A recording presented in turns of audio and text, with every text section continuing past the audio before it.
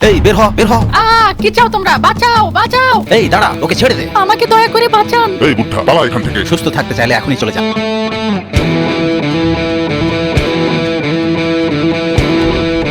বাঁচানোর জন্য অনেক ধন্যবাদ। চিয়ার্স। আরে এটা তো আমার দায়িত্ব ছিল তোমাকে বাঁচানো। এত রাতে আপনি এখানে কি করছিলেন? লাগেজ ট্যাগেজ নিয়ে? আসলে আমার ছেলে আর তার বউ আমাকে আমার বাড়ি থেকে বের করে দিয়েছে। কি এমন একজন ভালো মানুষের সঙ্গে ওরা এই আচরণ করেছে? আমি এখনই ওদেরকে সাইজ করব। আরে না না, ঠিক আছে, ওদের জীবন ওদের মতো করে ওরা পার করবে, আমি আর ওদের কিছুই বলবো না। হ্যাঁ, কি আজব দুনিয়া। আপনি তাহলে এখন একদম একা, সিঙ্গেল? 20 বছর আগে আমার বউ মারা গেছে। আবার বিয়ে করার প্ল্যান আছে?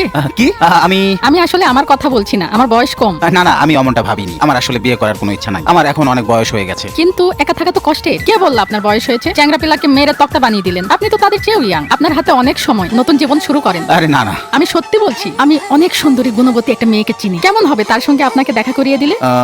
হ্যাঁ, এটাই ফাইনাল, কালকে দেখা করাবো। মেয়েটা কি নিজেই বিয়ে করবে নাকি অন্য কারোর সাথে এর বিয়ে দিবে? জানতে হলে লাইক দিয়ে পার্ট 2 লিখুন।